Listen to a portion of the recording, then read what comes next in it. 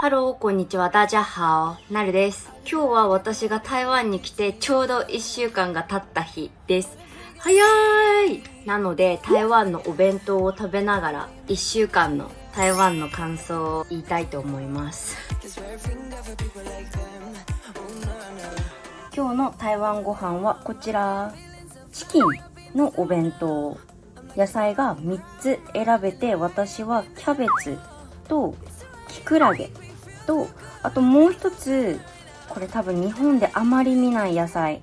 なんていうか日本語でわからない。けど、この野菜、この3つを選びました。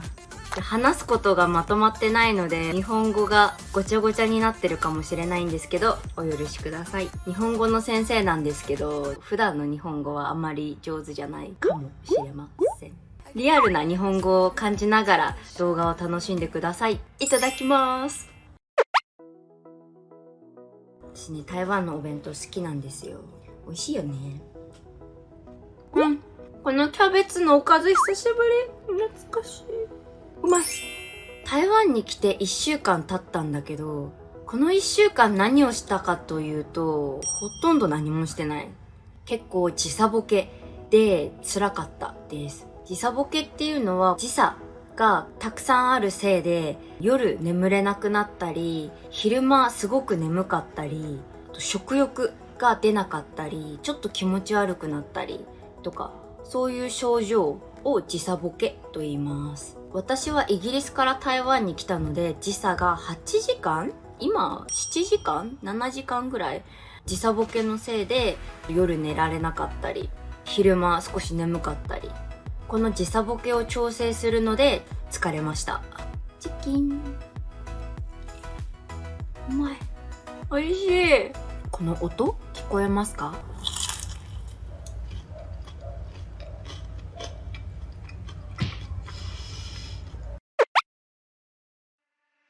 台湾の感想なんですけど、これはいいところも悪いところもあるんですが、これは私個人の意見、感想なので、もし嫌な思いをさせたらごめんなさい。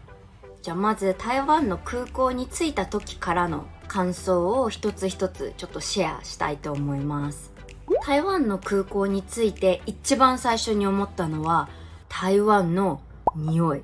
やっぱりね、匂いは忘れられない。私が住んでいた3年前と同じ匂い。懐かしかった。台湾の匂いってどういう匂いか皆さんわかりますか？台湾の匂いっていい匂いではないよね。最初に感じたのは湿気。空気の中に水がすっごい含まれている、ちょっと水っぽい重い匂いがしました。それがね、台湾の匂い。それからちょっと食べ物が混ざっているような匂い。台湾中華料理独特の調味料とか漢方っぽいそういう匂いがしました。二つ目、空港から台北市内に出てきて思ったのはやっぱりバイクと車が多い。ちょっとごちゃごちゃしてるよね。それが台湾っぽくていいところでもあるんだけど、イギリスに半年いた時、イギリスではそんなにバイクを見かけなかったから、台湾に来て久しぶりに、バイクがたくさんいると思いました。あ、もう一つその前に思ったこと。台湾やっぱり暑い。もうびっくり。もう想像以上びっくり。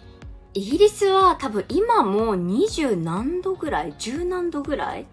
イギリスの5月は朝と夜、長袖を着ていないとちょっと寒かったんですよ。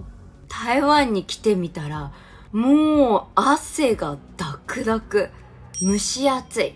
蒸し暑いというのは、湿度が高くてすっごいムシムシした暑さのことを蒸し暑いと言います。台北のこの天気を表すのにすごくちょうどいい言葉だと思う。蒸し暑い。蒸し暑さのせいで若干体調が悪くなった気がする。体が慣れてなかったから若干体がびっくりしていたね。で、もう一つ台湾市内に出てきて思ったのが工事が多い。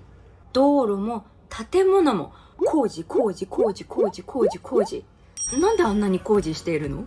バイク、車の音といい、工事の音といい、すごく賑やかだよね。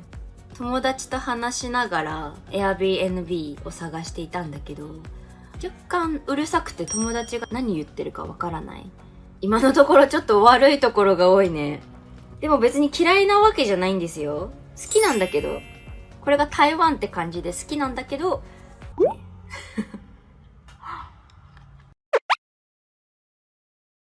よし、いいところ話そうか。いいところはやっぱり食べ物が美味しい。最高だね。日本と台湾に比べたら、イギリスのご飯ってまあそんなに種類がないし、私の口に合うわけでもないのね。しかもちょっと高いから自炊をしていたんだけど、台湾に来てみたら種類も多いし、味は美味しいし、安いでしょ？自分で料理しなくていいのも幸せだし、美味しいのも幸せ。でもまあ太るのがちょっと怖いから、毎日何を食べようか計算して食べないとすぐ太っちゃうね。もう美味しすぎて。私台湾に1ヶ月いる予定なんですけど、この30日間1日1日無駄にしないように、今は Google マップでレビューを見ながら、今日は何を食べよう、明日は何を食べよう、食べたいものを全部食べられるように考えながらご飯を選んでいます台湾の人さ、よく太らないなと思うの。アメリカとかイギリスってやっぱりパンとかよく食べるから、やっぱりふくよかな人も結構多い印象なのね。台湾にもぽっちゃりした人はいるけど、そんななんかすっごい太ってるみたいな人ってあまりいないでしょ。こんなに美味しいものが安くすぐ食べられる。太るよ、普通はね。普通は太るよね。もう一つ、やっぱり台湾いいなと感じたのが人。やっぱり人優しいよね。外国人に優しいのかな？日本人に優しいのかな？わからないけど、ご飯を買いにお店に行くでしょ？そうすると、どこから来たの？とか、何しに来たの？とか、やっぱり優しく話しかけてもらえる。で、お店によってはちょっとサービスしてもらえたりするんだよね。この前はおにぎり屋さんに行って、どこから来たの？って聞かれたから、日本から来ましたって答えたら、あ、じゃあおにぎりお金払わなくていいよって言われて、その代わりに Google マップのレビューを書いてねってお願いされたんだけど、40元 ?50 元ぐらいのおにぎりを無料でもらったの。優しすぎない？他にも部屋の近くにもシャオツーディエンがいろいろあるんだけど、お粥を買ったんだけど、その時もヨーティアを、私ヨーティアを頼んでないんだけど、ヨーティアをつけてくれたの。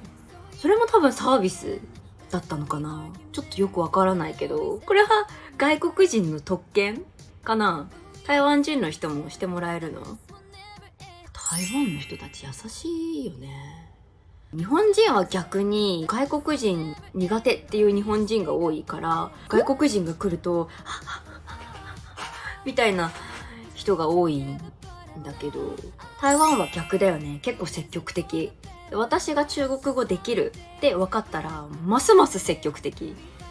人が優しいっていうのは他にも、例えば私の中国語の発音そんなに良くないから、私が日本人だって分かると、台湾の人たちはその人たちが知っている日本語で私に話しかけてくれるの。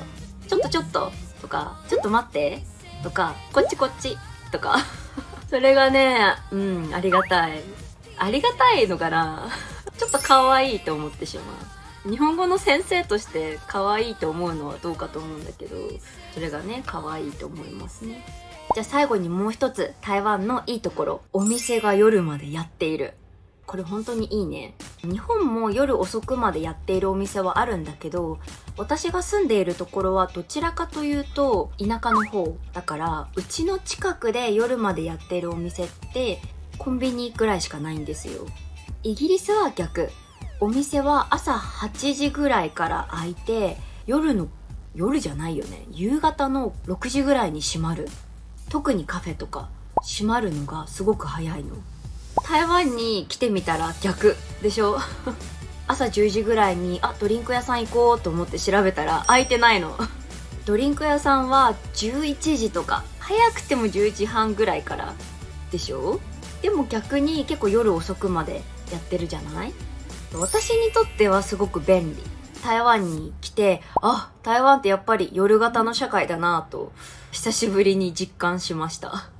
今までね半年イギリスに住んでいて、イギリスの生活に慣れてしまっていたので、イギリスの生活と本当に逆。やっぱ台湾に来たら夜型の人間になった方がいいよねその方が社会に溶け込めるこんな感じかな。これが私の台湾1週間の感想です。あと3週間台湾にいる予定なので、いろいろご飯も観光も人も楽しみたいと思います。今日の動画はここまで。最後まで見てくれてありがとうございます。じゃあまた次の動画で。じゃあね。残りはゆっくり食べたいと思います。